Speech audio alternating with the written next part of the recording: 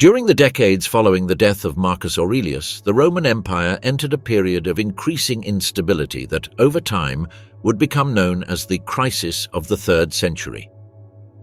Between 235 and 285, imperial authority became fragile, political power fragmented, and the continuity of government came to depend almost exclusively on military support. The rapid succession of emperors sharply contrasted with the relative stability of the previous 2 centuries, during which the empire had been governed by a limited number of rulers over long reigns. The change was not sudden, but the result of an accumulation of tensions. Civil wars became a common experience for the Roman population. After the assassination of Alexander Severus in 235, access to the throne was no longer tied to dynastic legitimacy or Senate support, but depended on an individual's ability to gather troops and maintain their loyalty.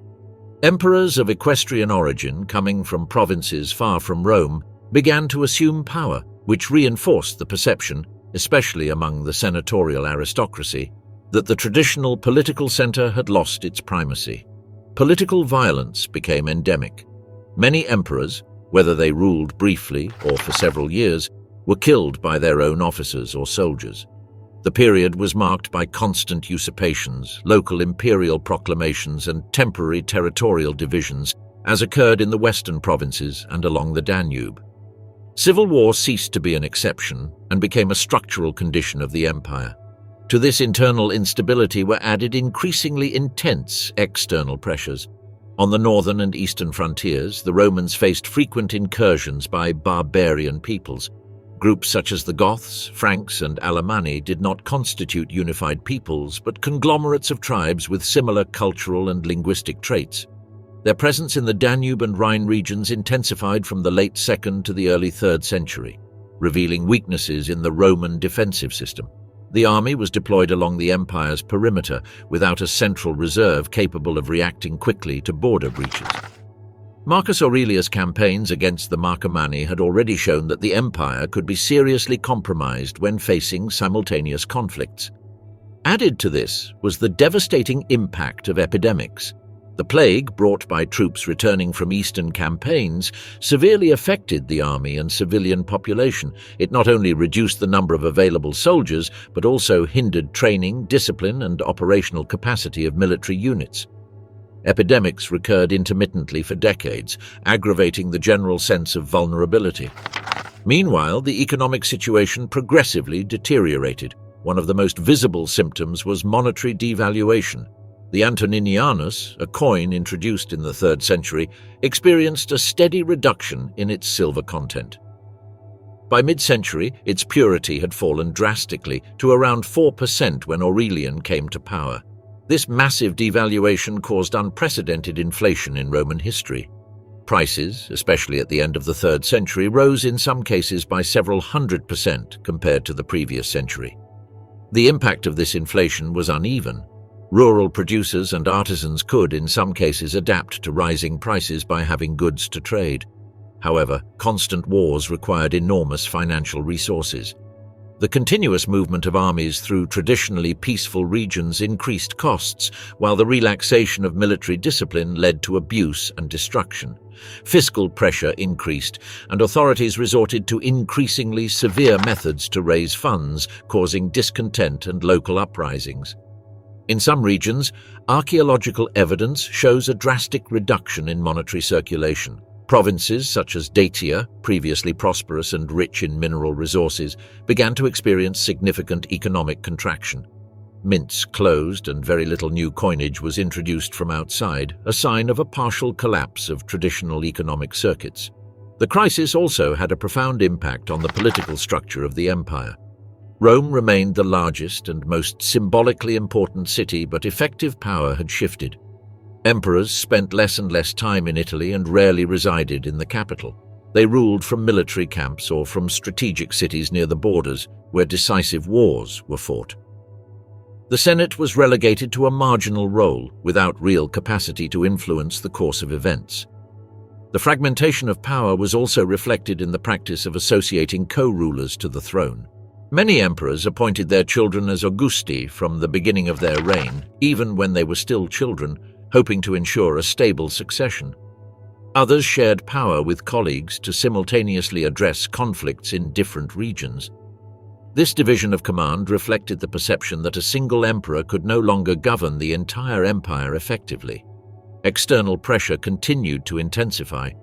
Along the Danube, barbarian raids occurred frequently, and in some cases led to humiliating defeats. The death of Emperor Decius in battle against foreign enemies marked a symbolic turning point. For the first time, a Roman emperor fell at the hands of an external adversary, and his body could not even be recovered for burial. This event reinforced the sense that imperial order was being eroded from its foundations. The combination of invasions, epidemics, inflation, and civil wars created a vicious circle from which the empire seemed unable to escape. Each new emperor inherited a weakened state with limited resources and multiple open fronts. The solutions adopted, such as raising taxes, devaluing currency, or dividing power, alleviated some immediate problems, but in the long term contributed to deepening existing tensions. The crisis of the 3rd century was not a sudden collapse, but a prolonged process of forced transformation, marked by violence, insecurity, and the gradual loss of the balances that had sustained the empire for generations. The division of the Roman Empire. After Emperor Theodosius's victory at the Frigidus River, the Roman Empire seemed once again to have overcome one of its recurrent internal crises. However, in January 395, Theodosius fell ill and died suddenly. His 2 sons, Arcadius and Honorius, were still very young. The first had just reached adulthood, and the second was only 10 years old. Neither of them ever showed any inclination to personally lead the armies, establishing a model that would consolidate during the 5th century, when the emperor's presence on campaign became a rarity.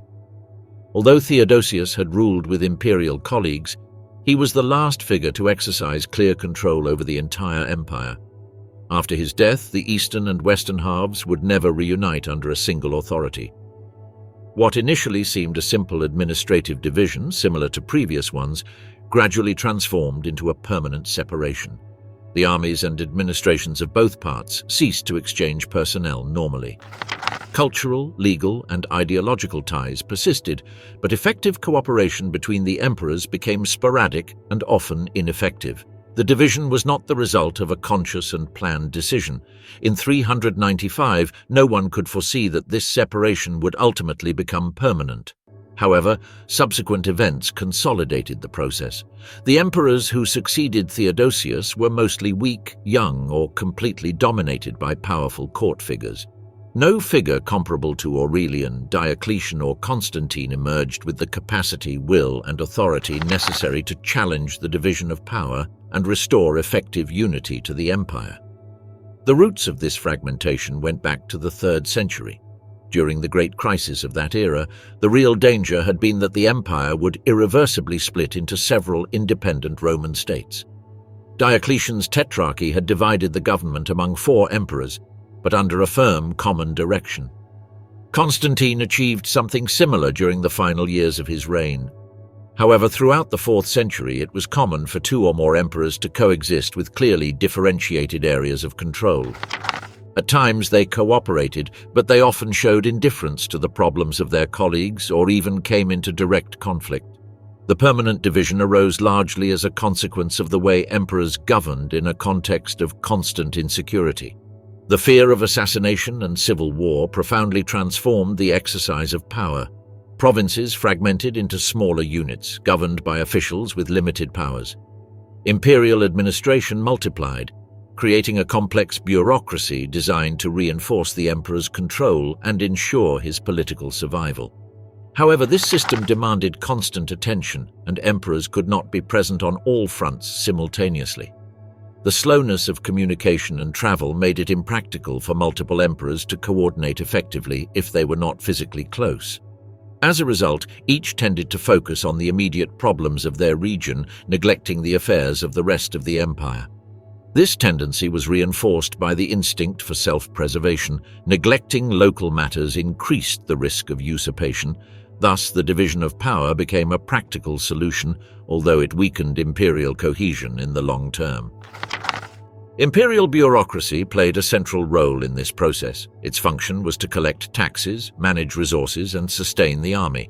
It also served to reward the emperor's followers through positions, privileges, and legal exemptions. Officials depended directly on imperial favor, making them men of the emperor as much as the soldiers. As two imperial courts consolidated, two separate administrations also took hold, each with its own priorities and agendas. These structures were resistant to change. High-ranking officials had regular access to the emperor and a notable influence over his decisions. The existence of more than one court reinforced the tendency toward separation, as each sought to preserve its power and autonomy. Reversing this process would have required an exceptionally strong and self-assured emperor, something that did not occur in the 5th century, when Western emperors in particular became increasingly decorative figures, subordinate to powerful generals or influential courtiers. Over time, the imperial courts became static. In the east, the capital was permanently established in Constantinople, in the west, first in Milan and then in Ravenna. These cities were chosen for their strategic security. Emperors stopped moving and consequently stopped leading their armies in person. This distancing from direct military command had profound implications for the empire's defense. The division also reflected cultural and linguistic differences. The western provinces were mostly Latin-speaking, while Greek predominated in the east. Although Latin continued to be the legal language for some time, its use gradually declined in the eastern administration. Nevertheless, both empires continued to share laws, currency, and a common Roman identity. United, the two empires were still larger and richer than any of their neighbors. Separated, the difference with powers such as Persia was reduced, though it remained significant.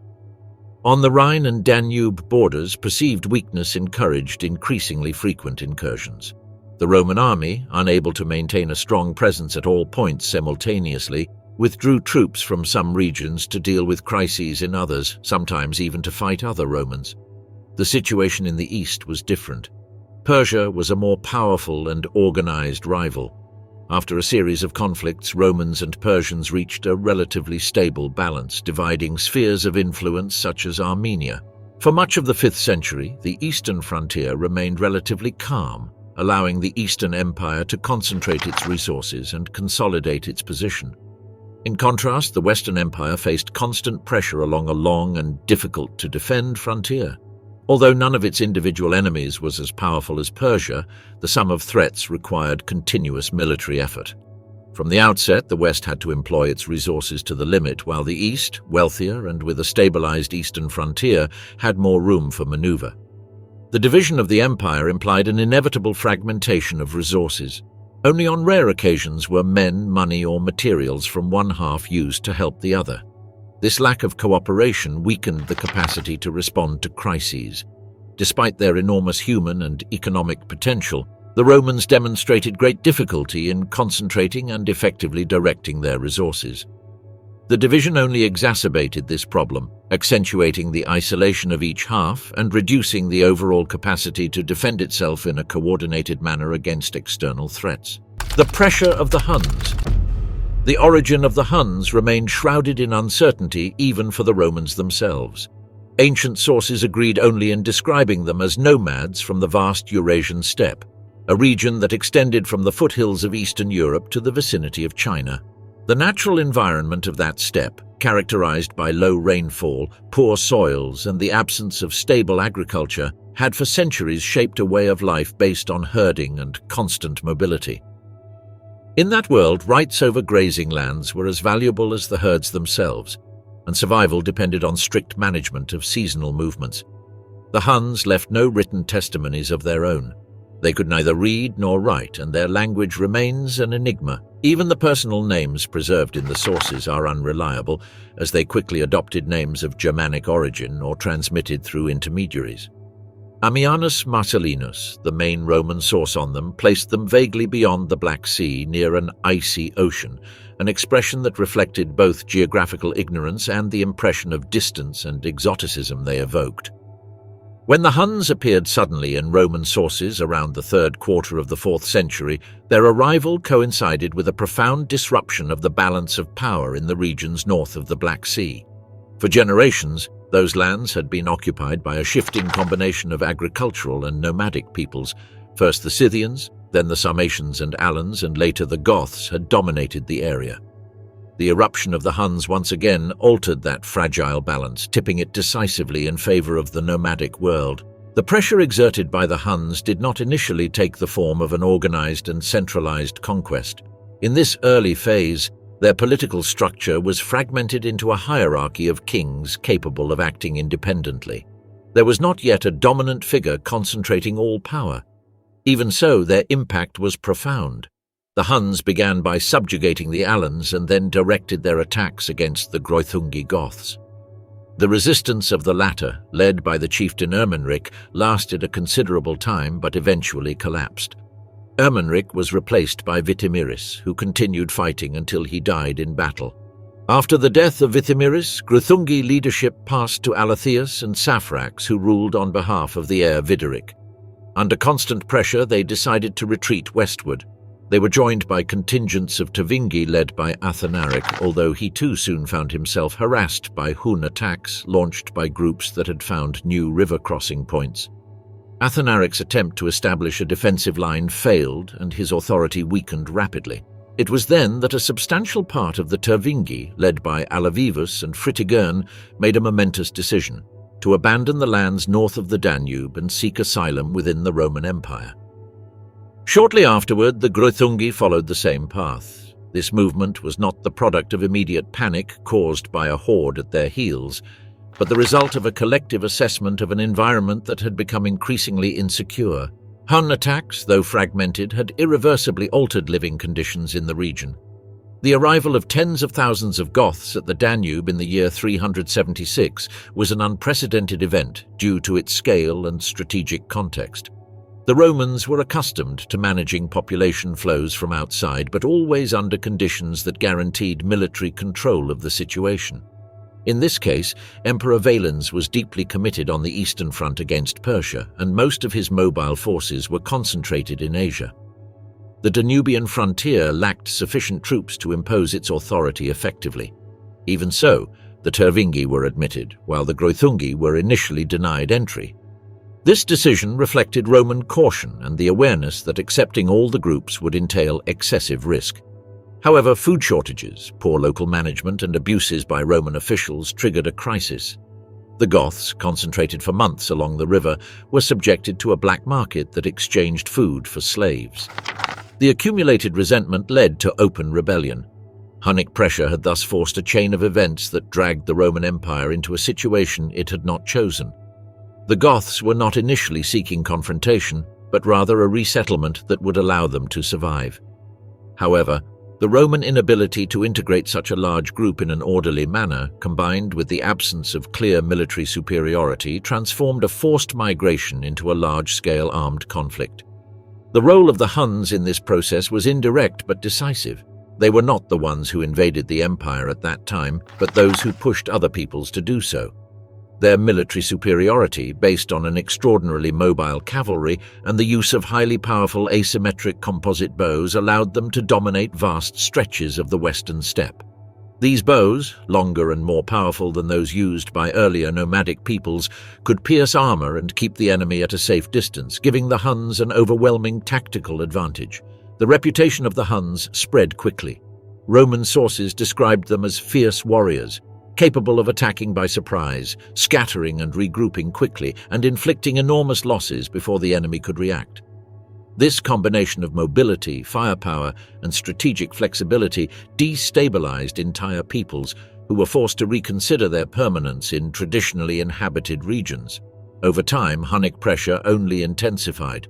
As they consolidated their dominance in the lands north of the Black Sea, other groups began to move, creating a domino effect that pushed successive waves of peoples toward the Roman frontiers.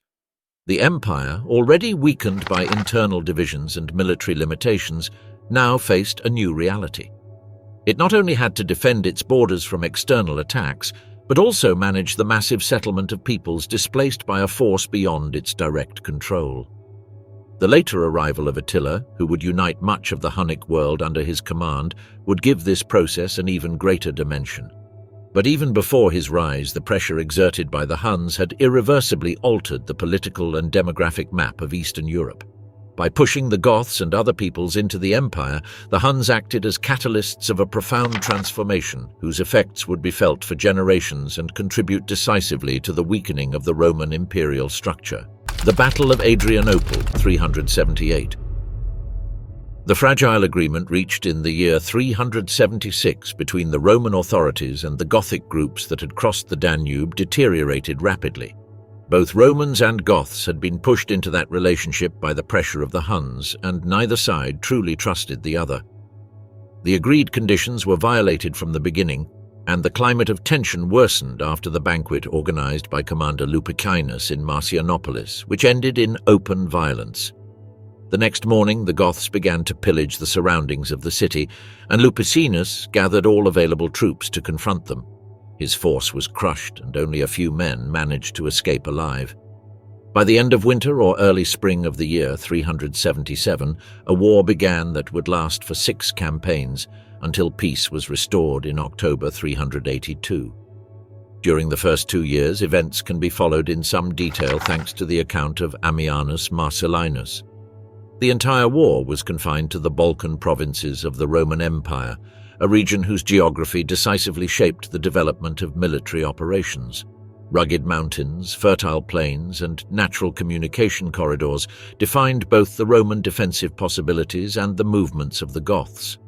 The Balkans constituted a key area for the empire. For centuries, Rome had invested enormous resources in fortifications, roads, and cities intended to secure communication between east and west. The Danube frontier was protected by a dense network of fortresses and garrisons, while further south, rich agricultural regions prospered, connected by major military roads. This was the Roman world that the Goths encountered as they advanced after their initial victory. The Greuthungi soon joined the rebellion, but they avoided attacking the Roman fortresses on the Danube, aware that they lacked siege experience and that those positions did not pose an immediate threat. Instead, they turned their attention to the interior regions, driven by the urgent need for food and by the resentment accumulated after a winter spent in extreme conditions and under Roman abuses. From Marcianopolis, the Goths advanced toward the corridors leading to the richest areas of the southeastern Balkans. The arrival of the Goths near Adrianople marked a critical point.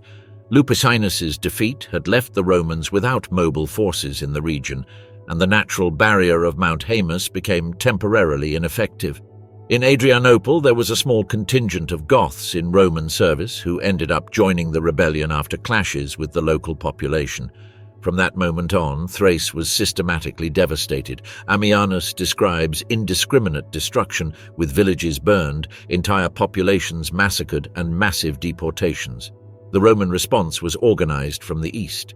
Emperor Valens, still engaged on the Persian frontier, sent troops from Armenia under the command of Traianus and Profuturus, who arrived in the summer of 377. Their presence forced the Goths to withdraw north of Mount Haemus. Shortly after, a small western contingent under Richomeres joined them. With these forces, the Romans advanced and engaged in battle at a place known as Ad Salices. The battle was bloody and indecisive, with heavy losses on both sides, but it allowed the Romans to temporarily regain the initiative.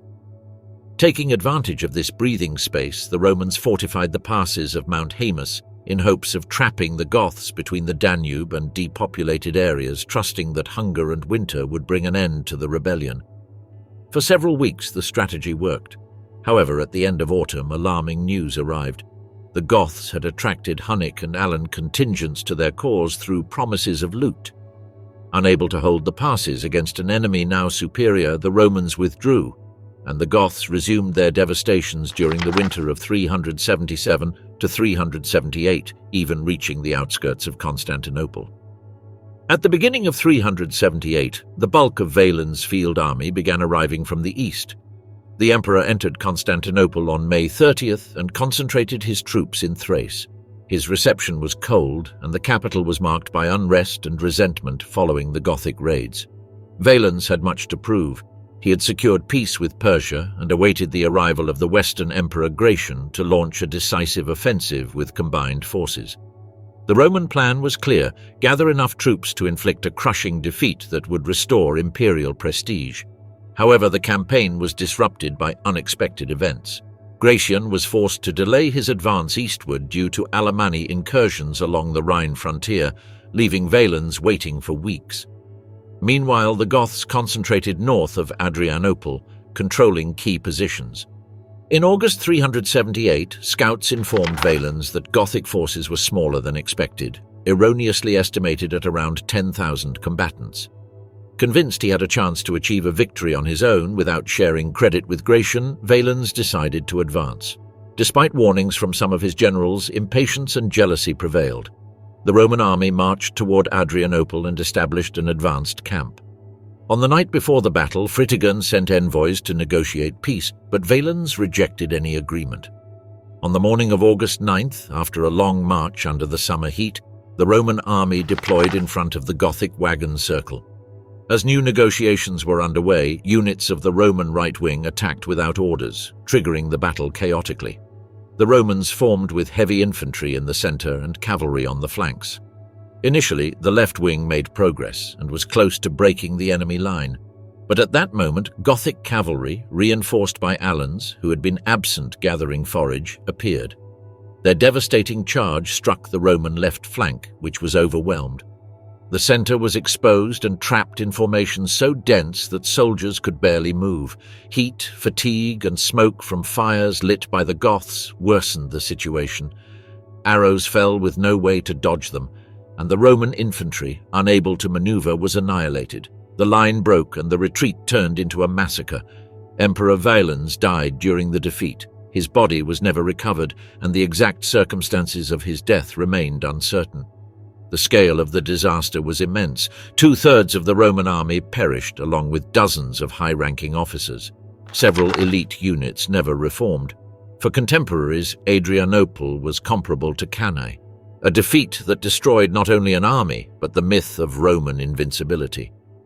The Goths gained control of the Balkans, and the path to Constantinople was open. The emperor was dead, his army annihilated, and the balance of imperial power had been irreversibly broken. Alaric and the sack of Rome, 410.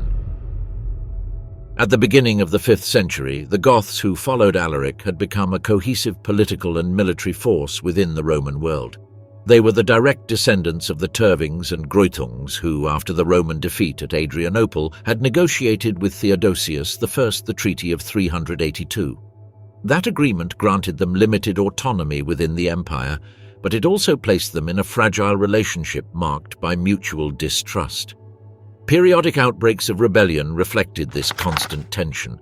Although the Roman state punished its own officials when they abused the Goths, and the emperor offered banquets to their leaders, many of them suspected that Rome had not abandoned its intention to dissolve their semi-autonomy as soon as the balance of power allowed it. This distrust worsened when Theodosius demanded Gothic contingents for his civil wars against Magnus Maximus and Eugenius. For the Goths, fighting in Roman internal conflicts meant losing men without obtaining long-term guarantees. The heavy losses suffered at the Battle of the Frigidus River reinforced the perception that the empire used their strength while waiting for the opportune moment to impose its full authority. Upon Theodosius's death in 395, the Goths decided to act and appointed a single leader for the first time, Alaric, directly contravening the terms of the treaty. From that moment, Alaric sought to rewrite the relationship with Rome. The central demand was the official recognition of his leadership through a high-ranking Roman office and the guarantee of stable resources for his people. United, the Goths became a force too powerful to be eliminated quickly. For years they roamed the Balkans, plundering territories while pressing for a new agreement. In 397, the eunuch Eutropius, the dominant figure in Arcadius's court, agreed to negotiate, granting Alaric the title of Roman general and allowing the Goths to settle in Dacia and Macedonia. But Eutropius's political downfall annulled the pact, and his successors refused to continue negotiations. Excluded from Constantinople's politics, the Goths were trapped between East and West. In 401, Alaric led his men into Italy with the intention of forcing an agreement with Stilicho, the generalissimo who de facto ruled the Western Empire. The strategy was intimidation, but after several campaigns and indecisive battles, the Goths were forced to retreat once again to the Balkans. For years they remained there, waiting for one of the two halves of the empire to call them to negotiate. The situation changed in 406, when Stilicho, facing threats on the Rhine and usurpations in the west, sought an alliance with Alaric. The agreement implied using Gothic force against Constantinople to recover the dioceses of the eastern Illyricum. However, events accelerated. The invasions in Gaul and the usurpation of Constantine III prevented the plan from being executed. Alaric, worried by the lack of fulfillment, demanded financial compensation and positioned himself in Noricum, from where he could pressure Italy directly. The Roman Senate approved the demanded payment, although many considered it a humiliation. The death of Emperor Arcadius in 408 and the growing distrust between Honorius and Stilicho culminated in the collapse of the Western regime. Stilicho was accused of treason, abandoned by the army, and executed in August of that year. With his fall, a persecution of barbarian soldiers and their families in Italy erupted. Thousands were killed, and the survivors joined Alaric, considerably increasing his forces. With a reinforced army, Alaric crossed the Alps and marched directly on Rome. In November 408, he established a siege that blocked the food supply. He did not attempt to take the city by assault, but to force a negotiation. The Senate agreed to pay a huge ransom in gold, silver, and luxury goods. Even so, Alaric continued seeking a stable agreement with the Roman state and promoted senatorial embassies to Honorius. The emperor, from Ravenna, sent ambiguous signals, raising expectations that were later frustrated by the influence of his advisors. The negotiations dragged on during 409. Alaric moderated his demands, asking only for settlement in poor border regions and grain supplies, even renouncing gold and military honors. Despite this, Honorius rejected the agreement. In response, Alaric returned to Rome, imposed a second siege, and promoted the proclamation of an alternative emperor, Priscus Attalus, chosen by the Senate under Gothic pressure. For a brief period, the West had 3 simultaneous Augusti. However, the lack of decisive progress and the recovery of Honorius's confidence, thanks to Eastern military support and African loyalty, led to Attalus's fall in 410. Alaric attempted one last negotiation but was treacherously attacked by Roman forces hostile to any pact. Enraged, he definitively abandoned the diplomatic route and marched on Rome again. In August 410, after a brief siege, the Salarian Gate was opened and the Goths entered the city. Looting lasted for 3 days. Sources agree that it was a relatively contained sack. The Goths, Christians, respected the main basilicas, granted immunity to those who took refuge in them, and limited structural damage. Many buildings remained intact, although stripped of their treasures. The contrast with the Celtic sack of 390 BC was remarkable. Then Rome had been almost entirely burned. In 410, only some buildings were set on fire. Still, the symbolic impact was enormous. For the first time in almost 800 years, Rome had fallen into the hands of a foreign enemy.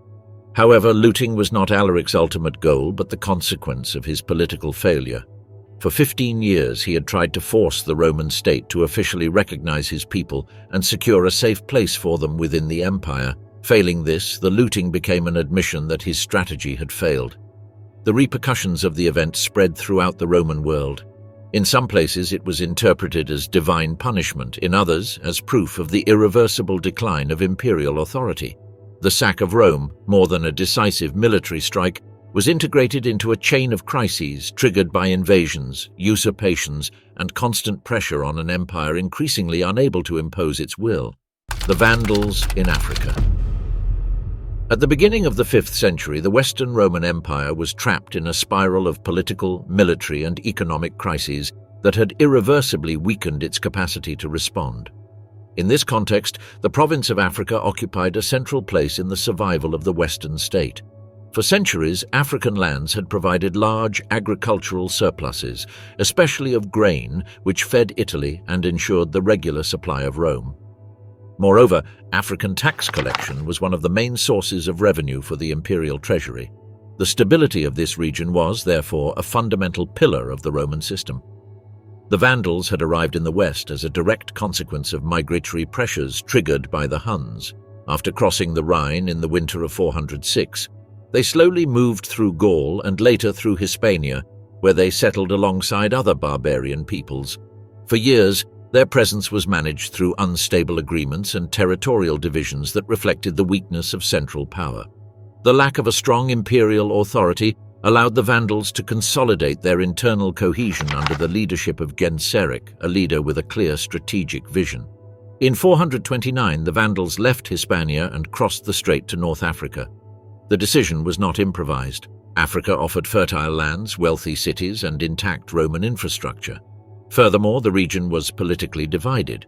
Tensions between imperial authorities and local groups, combined with a shortage of regular troops, created a favorable scenario for an invasion. Genseric led his people, accompanied by Alans, in an organized migration that surprised the Romans with its speed and determination. The Vandal advance was initially contained by imperial forces, but the resistance proved insufficient. Military campaigns took place intermittently, with battles and negotiations alternating without a definitive outcome. In 435, the Roman government officially recognized the Vandals as federates and granted them territories in Africa in exchange for a peace agreement. This treaty reflected the West's inability to expel them by force and its urgent need to stabilize the region. However, the peace was short-lived. Genseric was not satisfied with the status granted. In 439, taking advantage of Roman weakness and the absence of sufficient forces to defend Carthage, he launched a surprise attack and captured the city without significant resistance. The fall of Carthage marked a point of no return. Africa's main naval and administrative base fell into Vandal hands, along with its arsenals, ports, and trade networks. The loss of Carthage had immediate and profound consequences. From that moment on, the Western Empire lost control of its main source of grain supply. The maritime routes connecting Africa with Italy fell into enemy hands, and regular supply was interrupted. Rome, already weakened demographically, began to suffer shortages and disorganization in food distribution. The psychological impact was as severe as the material one. The inability to protect a key province evidenced the collapse of imperial authority. In fiscal terms, the loss was devastating. Africa contributed disproportionately to the Western states' revenues. Without these resources, the government was unable to maintain the army, pay officials, and sustain basic infrastructure. The imperial economy, already affected by decades of inflation and contraction, entered a phase of accelerated collapse. Military campaigns became increasingly difficult to finance, and dependence on barbarian contingents increased even further. Genseric quickly consolidated his rule. He organized a Vandal kingdom with Carthage as its capital and developed a powerful fleet. From Africa, the Vandals controlled the western Mediterranean, disrupting trade and carrying out coastal raids. The coasts of Italy, Sicily, and other regions were exposed to sudden attacks, forcing the empire to spread its scarce defensive resources even thinner. Roman attempts to recover Africa failed. Several expeditions were planned, but lack of coordination, shortage of funds, and political instability prevented their success. Even when the East collaborated with the West in large operations, the results were disastrous. Each failure reinforced the Vandal position and further weakened the credibility of Roman power. The loss of Africa altered the internal balance of the empire. Italy ceased to be self-sufficient and came to depend on irregular supplies. Western cities underwent an accelerated process of impoverishment, while imperial administration was reduced to an increasingly symbolic structure. Without stable resources, the state lost the ability to effectively collect taxes and sustain a coherent policy. The weakness of the late Roman army. Throughout the 5th century, the Roman army ceased to be the cohesive and self-sufficient force that had guaranteed the expansion and stability of the empire for centuries. The change did not occur abruptly, but as a consequence of an accumulation of structural tensions affecting recruitment, discipline, and above all, the availability of resources. Large-scale campaigns, such as those undertaken by Attila, clearly exposed to what extent the Roman military apparatus was already at the limit of its capacities. One of the most visible factors of this transformation was the growing dependence on barbarian contingents. For generations, Rome had incorporated foreigners into its armies, but always as a complement to a solid Roman core. In the 5th century, this relationship reversed. The human losses accumulated since the wars of the 4th century, epidemics and demographic decline drastically reduced the traditional recruitment base. The state could no longer sustain large armies composed mostly of trained Roman citizens regularly paid. As a consequence, the empire increasingly relied on federated peoples and external mercenaries. These groups fought under their own leaders, maintained their internal organization, and in many cases obeyed Roman command only as long as there were clear incentives, payment, loot, or territorial concessions.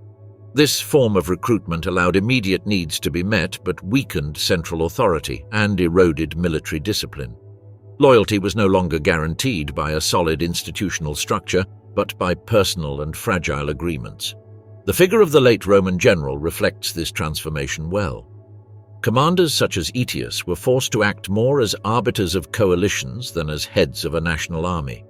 Faced with threats like the Hunnic invasion, Aetius had to gather forces from various allied peoples in addition to the few Roman contingents available.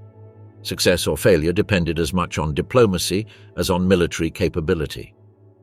The Roman army had ceased to be a homogeneous instrument and had become a sum of forces with divergent interests. The loss of discipline was a direct consequence of this process. Units no longer shared common training or a uniform military tradition. Coordination on the battlefield became more difficult, and the capacity to sustain prolonged campaigns decreased. Unlike the classical Roman army, capable of maintaining operations at a great distance thanks to well-organized logistics, the late army increasingly relied on plunder and immediate exploitation of the territory. The logistical problem was central. Sources clearly show that even enemy armies, such as Attila's, suffered enormously when they moved too far from their bases. In the Roman case, the situation was no better. The state had lost much of its capacity to plan and sustain prolonged campaigns through regular supplies. The maintenance of the armies largely fell on the provinces, which had to provide food, forage, and other resources, often under conditions of growing impoverishment. The scarcity of resources was worsened by the progressive loss of key territories. The disappearance of revenues from North Africa deprived the Western Empire of one of its main fiscal sources. Without those funds, paying soldiers became increasingly difficult. Delays in pay encouraged discontent, looting, and indiscipline. In some cases, armies remained united more by the expectation of loot than by obedience to imperial authority. The situation was also reflected in the defense of peripheral provinces. In Hispania, Aetius found himself unable to deploy sufficient forces to contain the expansion of the Suebi. Although he recognized the economic importance of the region, he could not afford to withdraw troops from other more urgent fronts, especially given the Hunnic threat. The expeditions sent were insufficient and ended in defeats that consolidated the loss of fiscal revenues. Each military setback further reduced the state's capacity to finance new campaigns. A similar phenomenon occurred in Britain. There, the empire had ceased to exercise direct control, but the Roman military structure had precariously survived for a time. The inability to receive external support led local authorities to resort to Saxon mercenaries.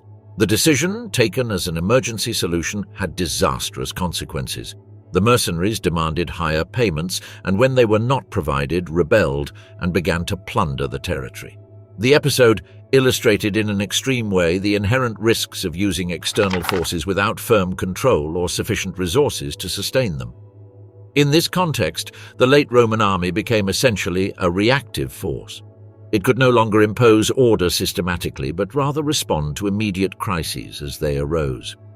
Campaigns were designed to contain specific threats, not to restore lasting stability. The lack of strategic reserves meant that any concentration of forces on one front left others unprotected. The constant pressure from external enemies, combined with internal limitations, forced prioritization. Aetius, for example, was compelled to focus his resources on confronting Attila, relegating other problems that ultimately proved equally or even more damaging to the empire. The inability to reconquer North Africa, partly due to the need to keep troops available against the Huns, had economic consequences that far exceeded the direct impact of the Hunnic invasions. The late Roman army was still capable of inflicting significant defeats when it managed to gather sufficient forces and coordinate alliances, as occurred in Gaul in 451. However, these successes were increasingly exceptional and costly. The military structure no longer had the depth necessary to absorb losses and reconstitute itself. Each successful campaign exhausted irrecoverable resources. The role of the barbarian generals. After the death of Theodosius I in 395, real power within the Roman Empire ceased to reside effectively in the figure of the emperor. His sons, Honorius in the west and Arcadius in the east, were young and lacked the character necessary to impose their authority over the court and the army. In this context, the ability to control the military forces became the decisive factor of political power. Whoever commanded the army effectively controlled the state. In the west, this role was assumed by Stilicho, a general of partially barbarian origin who became the true ruler of the empire for more than a decade. Stilicho had risen thanks to Theodosius's personal trust. The son of a Vandal officer who had served under Valens, Stilicho developed his entire career within the Roman structures. He trained among the protectores, distinguished himself in campaigns, and strengthened his position through his marriage to Serena, the emperor's niece.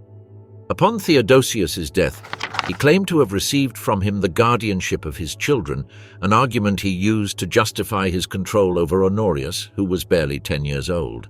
Although he never assumed the imperial title, he ruled as de facto regent.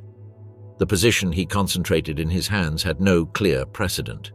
As count and chief of all the army, Stilicho controlled the bulk of the western forces, including units from the eastern army that had remained in Italy after the civil war against Eugenius. This military dominance allowed him to impose himself over any potential rival.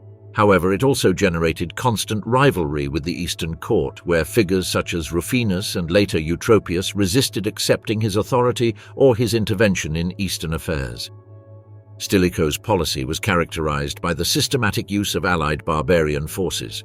Faced with a shortage of fully operational Roman troops, he relied on federated contingents to confront the multiple threats that arose after 395. Huns, Goths, and other groups were pragmatically integrated into his campaigns. This strategy allowed for occasional victories and avoided immediate collapses, but it reinforced a dangerous dynamic. The Roman army increasingly depended on external forces whose loyalty was not guaranteed by the imperial institution, but by personal agreements. Alaric's rebellion highlighted the limits of this system. Although Stilicho managed to block him on several occasions, he could never eliminate him definitively. Strategic decisions were conditioned not only by the military situation, but also by the political rivalry between East and West. Arcadius even declared Stilicho a public enemy, which prevented coordinated action against the Goths and left vast regions exposed to looting. The Western general, despite his power, could not overcome the internal fragmentation of the empire. Stilicho's fall in 408 marked a turning point. Accused of treason, abandoned by his troops, and executed, his disappearance left the Western Empire without a figure capable of coordinating defense.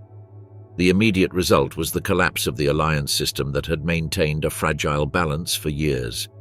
Thousands of barbarian soldiers in Roman service were pursued, their families killed, and many of them joined Alaric. Imperial authority was further weakened. In the following decades, the pattern repeated with other generals of barbarian origin. The most significant case was that of Ricimer.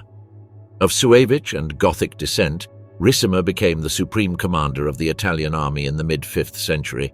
Unlike Stilicho, Ricimer never attempted to rule as a formal regent nor to link himself by marriage directly to the imperial house.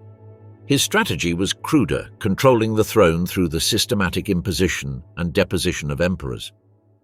Ricimer understood that the imperial title had lost much of its real substance.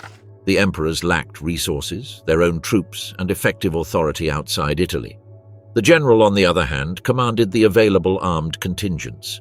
During his career, Ricimer made and unmade governments. He refused to recognize emperors he did not control, overthrew others by force, and promoted weak candidates who could not challenge his authority. The relationship between Ricimer and Majorian illustrates this dynamic. Majorian was one of the few late emperors who attempted to exercise real power, reorganize the army, and recover lost territories, particularly in North Africa.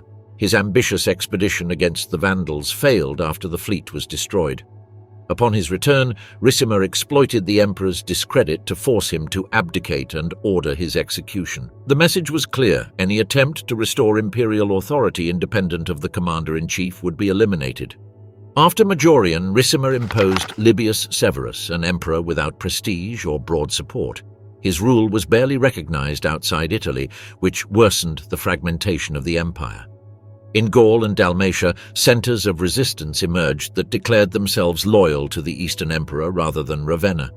Central power dissolved into a network of regional authorities, many of them led by barbarian leaders settled in former Roman provinces. The dependence on these generals had a corrosive effect on imperial legitimacy. The emperor was no longer the supreme arbiter of the political system, but a figure subordinate to the military backing of a warlord. In the east, the situation was similar for a time with figures like Aspar, although the state eventually managed to react. In the west, however, each assassination, deposition, or imperial imposition further reduced the credibility of the institution. The final conflict between Ricimer and Emperor Anthemius showed how exhausted the system had become. The open war between them ended with the defeat and execution of the emperor. Ricimer placed Olybrius on the throne, a candidate with dynastic connections but no real power.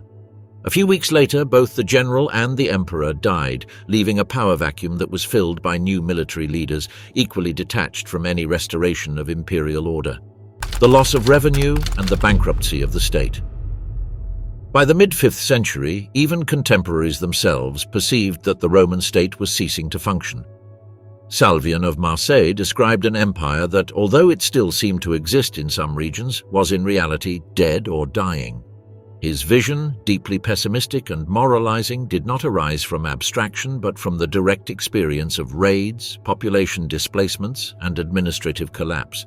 Beyond his religious interpretation of events, his words reflect a structural reality. The state had lost the ability to collect, manage, and defend effectively. The Roman tax system had for centuries been the basis of imperial power. Taxes supported the army, financed the bureaucracy, and guaranteed the maintenance of infrastructure. In the 5th century, this system began to fragment irreversibly. Every territory that escaped the direct control of the emperor automatically stopped contributing revenue to the imperial coffers.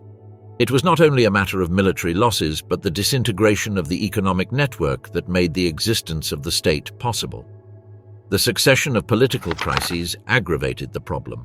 After the death of Theodosius I, the imperial households of the East and West quickly weakened. The absence of clear heirs, the assassinations of emperors, and the imposition of rulers by military generals generated chronic instability. In this context, regular tax collection became increasingly difficult. Provinces hesitated to obey ephemeral or unrecognized emperors, and many tax collectors lacked military support to enforce collection. Civil wars decisively contributed to fiscal collapse. Each usurpation involved the movement of armies within the provinces, the looting of cities, and the forced consumption of agricultural resources. Unlike external wars, these conflicts were fought in the heart of the imperial territory. The result was repeated destruction of the productive base and the progressive impoverishment of the contributing population. Less production meant fewer taxes, and fewer taxes meant less capacity to sustain troops. The loss of territories was even more decisive. Britain, Hispania, North Africa, and large areas of Gaul ceased to be under imperial control throughout the 5th century. Each of these areas represented not only a symbolic loss but a concrete reduction of income. The settlement of barbarian peoples within the provinces, even when carried out through official agreements, removed these regions from the Roman fiscal system. Although it might have seemed a pragmatic short-term solution, the result was always the same. The state became a little poorer. The most severe blow was the loss of North Africa. Italy had depended for generations on African grain, and the region was one of the most productive in the empire in fiscal terms. The disappearance of that revenue left the Western government without its main source of funding. Without Africa, maintaining regular armies became almost impossible. Campaigns to recover the province failed, and each failed attempt entailed enormous expenditure of resources that could no longer be replenished. Fiscal collapse had direct consequences on the army. Regular pay ceased to reach many units. In some frontier regions, soldiers abandoned their posts when supplies and pay stopped. Garrisons dissolved, walls fell into disrepair, and communities were exposed to constant raids. In Noricum, for example, the last remnants of the border army disappeared when the state stopped funding their presence. The defense ceased to be a public function and came to depend on improvised solutions. Faced with the withdrawal of central power, local communities had to seek alternatives. Large landowners maintained private armed bands, often composed of mercenaries of barbarian origin. These forces could act as defense against raiders, but they also served to impose local dominance and extort neighboring populations. The line between protection and organized violence became increasingly blurred. The state no longer had the means to regulate or control these structures. The inability to collect taxes also affected civil authority. Imperial officials lost relevance compared to military leaders, barbarian chiefs, and bishops. In many regions, the bishop became the most visible figure of power, not because the church had deliberately replaced the state, but because it occupied the vacuum left by its collapse. Emperors lacked the necessary resources to enforce their will even when a legal basis existed. The process fed on itself. Each new barbarian kingdom established in imperial territory further reduced revenue. These kingdoms, far from being mere bands of raiders, consolidated as stable political structures controlling local income. The taxes that once funded the Roman army now went to support the troops of the new rulers. The empire not only lost territory, but also the basic function of redistributing resources for common defense. In this context, the Western Roman state ceased to be an entity capable of long-term planning. Decisions were made to resolve immediate crises with no possibility of rebuilding the fiscal system. Even when the East collaborated in large expeditions, such as the one in 468 against the Vandals, the cost was so enormous that it also weakened the Eastern Empire for years. For the West, the failure meant definitive confirmation of its structural insolvency. The relationship between revenue, army, and defense had broken down. Fewer taxes meant fewer soldiers.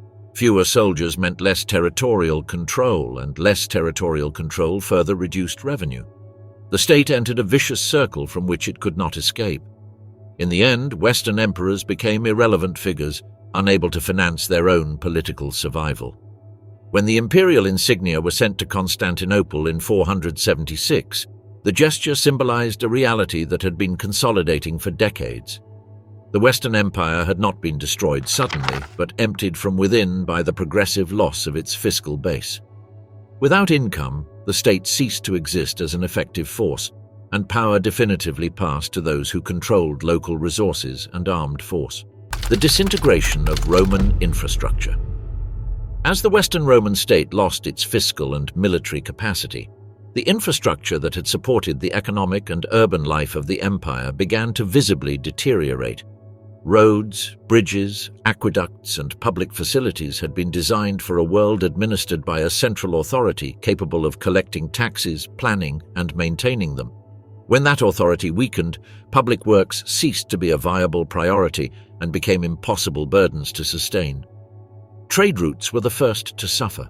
For centuries, Roman trade had functioned thanks to a network of safe roads, protected by garrisons and supported by administrative regularity.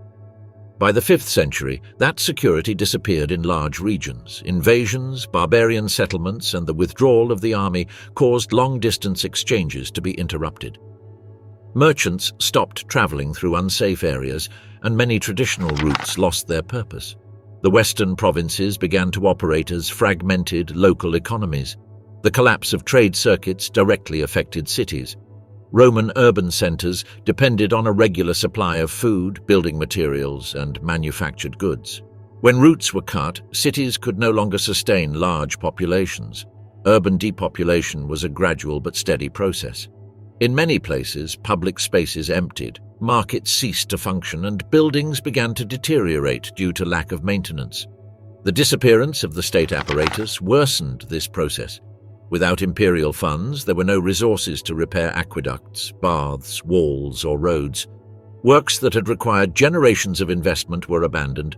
Military roads, essential for both trade and defense, stopped receiving regular maintenance.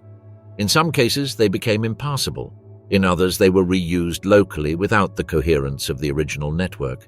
Cities that had been symbols of Roman power began to transform. Amphitheaters, forums, and circuses, which had once concentrated social life, fell into disuse or were repurposed for more basic functions. Some constructions were dismantled to obtain building materials, a practice reflecting both the scarcity of resources and the shift in priorities. Monumentality ceased to be an expression of political power and became a relic of the past. The loss of tax revenue was closely linked to this abandonment. Public works had been financed for centuries through regular taxes. When those revenues disappeared, no alternative structure could cover the costs. Even when the new barbarian kingdoms retained part of the Roman administration, their capacity to finance major projects was very limited. Repairs focused on essential or symbolic infrastructures, while the imperial network as a whole disintegrated. In rural areas, the impact was different but equally profound. The interruption of trade routes reduced access to wider markets. Many peasant communities shifted to producing almost exclusively for self-consumption. Agricultural specialization decreased, along with the need to transport surpluses over long distances. The economic landscape became more closed and less interconnected. The contrast with the Eastern Empire was notable. While in the West routes collapsed and cities depopulated, in the East, fiscal continuity allowed key infrastructures to be maintained. The walls of Constantinople, regularly financed and repaired, symbolize this difference. In the West, however, urban defenses deteriorated, facilitating new raids and reinforcing the cycle of insecurity and abandonment. The disintegration of infrastructure also had a psychological effect.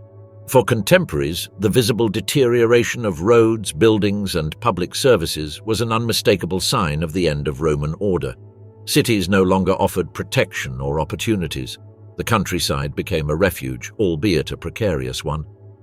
Urban life, one of the defining features of Roman civilization, ceased to be sustainable across vast regions.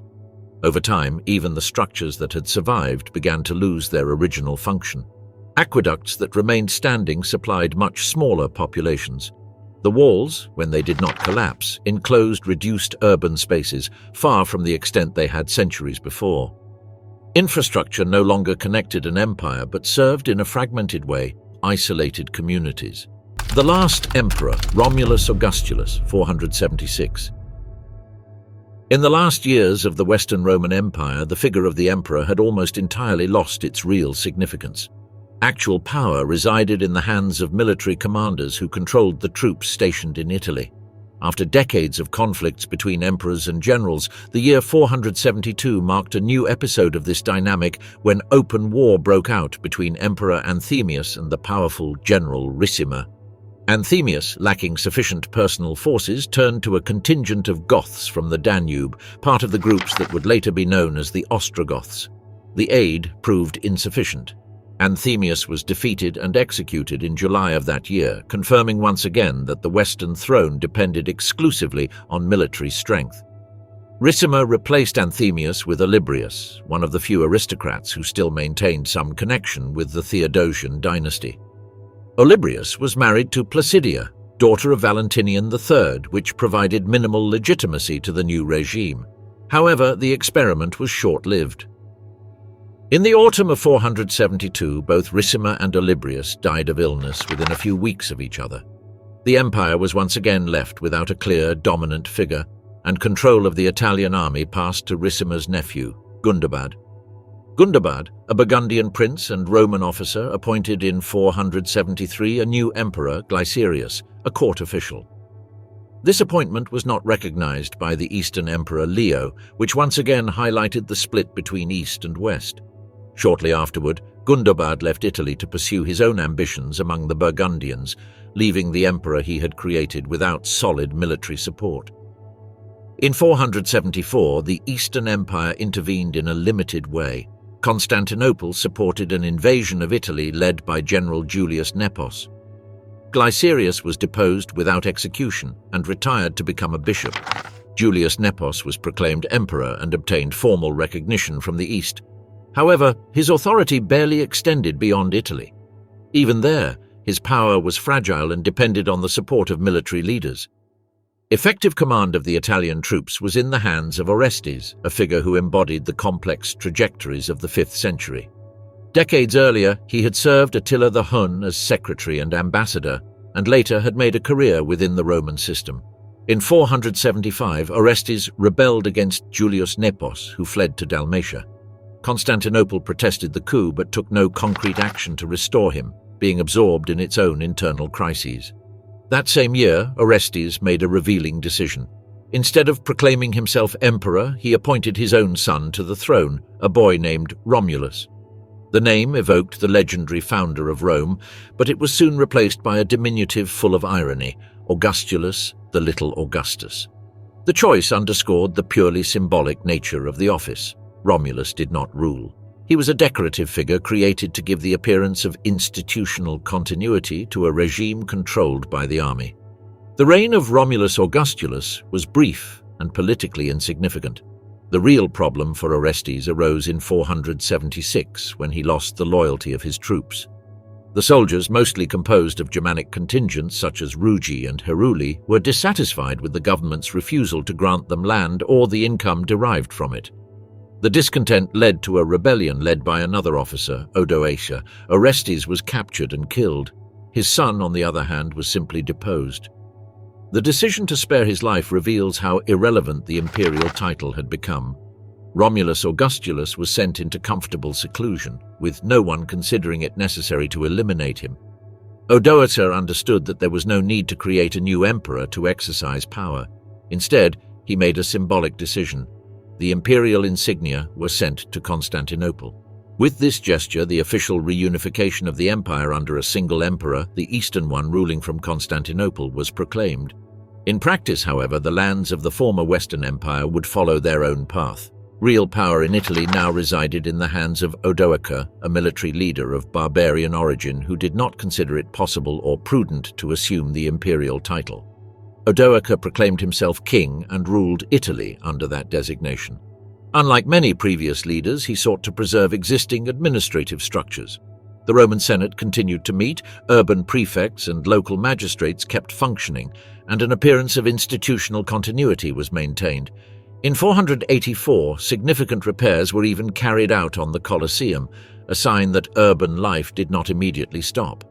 For many inhabitants of Italy, the absence of a Western emperor might not have been immediately noticeable. Nevertheless, the change was profound. Supreme power now resided in a predominantly foreign army, sustained by its own military strength. Julius Nepos, although he continued living in exile until his death in 480, was never reinstated on the throne. Odoacer even minted coins with Nepos's name without truly recognizing him as emperor, a gesture that illustrates the ambiguity of the political situation. The transformation of the Roman world into barbarian kingdoms. At the end of the 5th century, the territory that had been under the control of the Western Roman Empire for centuries was divided into a constellation of independent kingdoms. This process was neither sudden nor the result of a single decisive invasion, but the cumulative outcome of decades of weakening central power, gradual settlements of barbarian peoples, and the voluntary or forced acceptance of new local authorities. The Visigoths, Ostrogoths, Franks, Burgundians, and other groups did not immediately destroy existing Roman structures, but settled on top of them, adapting them to their own needs and consolidating their rule through military control.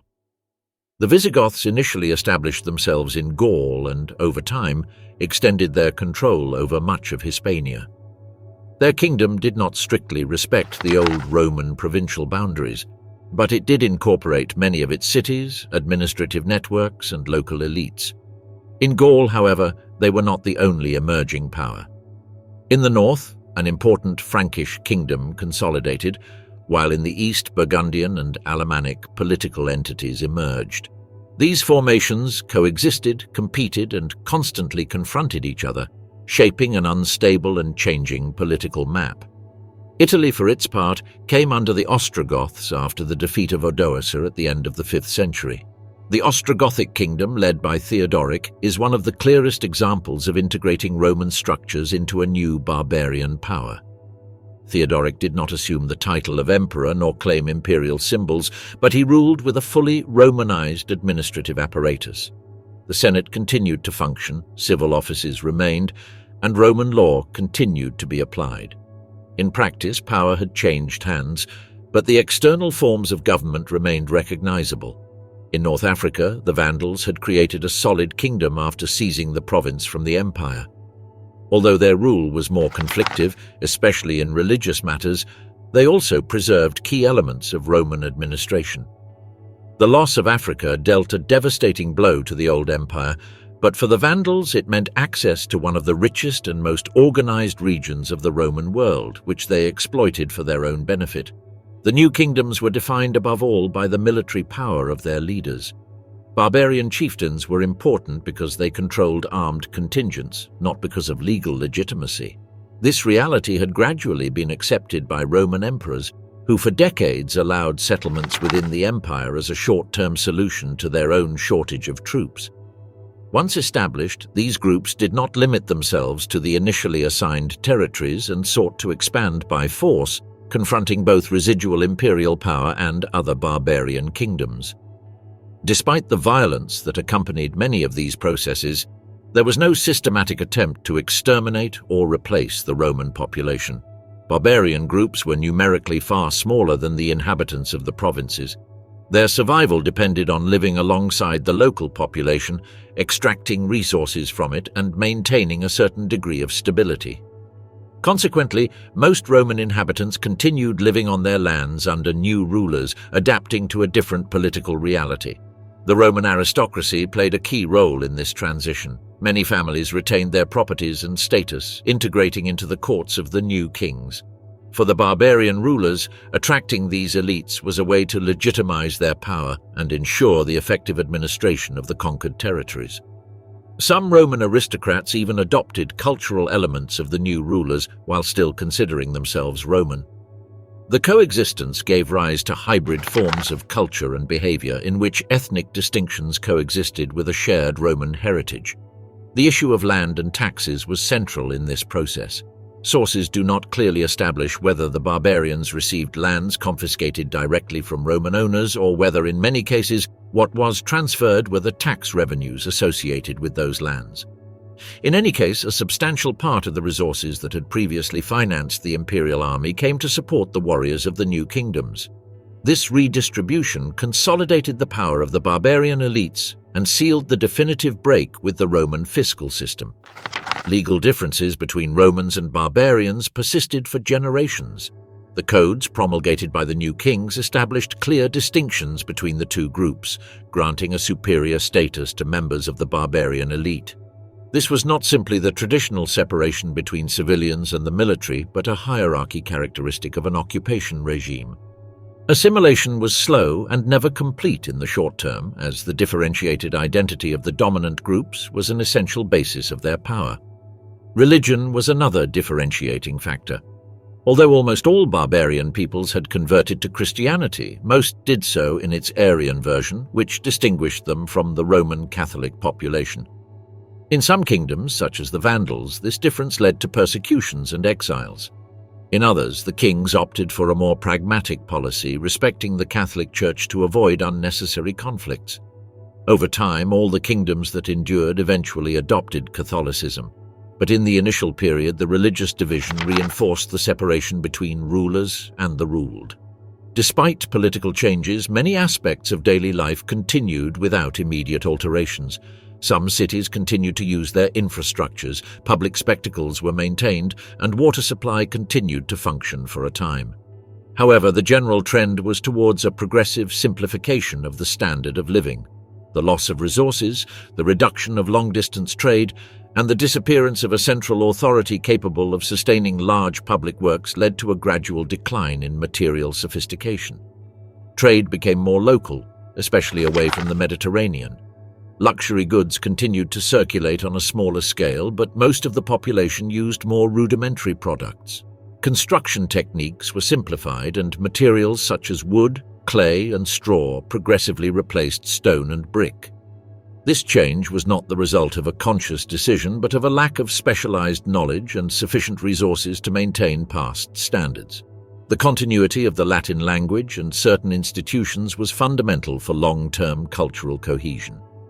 In most Western kingdoms, Latin remained the basis of administration and over time also became the language of the new rulers, giving rise to the Romance languages. The Church played an important role in this continuity, maintaining communication networks and a common written culture, although its institutional power would take centuries to fully consolidate. Despite this shared heritage, the new kingdoms were fully independent entities. They maintained diplomatic relations with Constantinople, but they were not subordinate to the Eastern Emperor. The former Roman provinces were now separated by real political borders, and conflicts between kingdoms were frequent. The unity of the Roman world had disappeared, replaced by a mosaic of regional powers whose legitimacy was based on military force.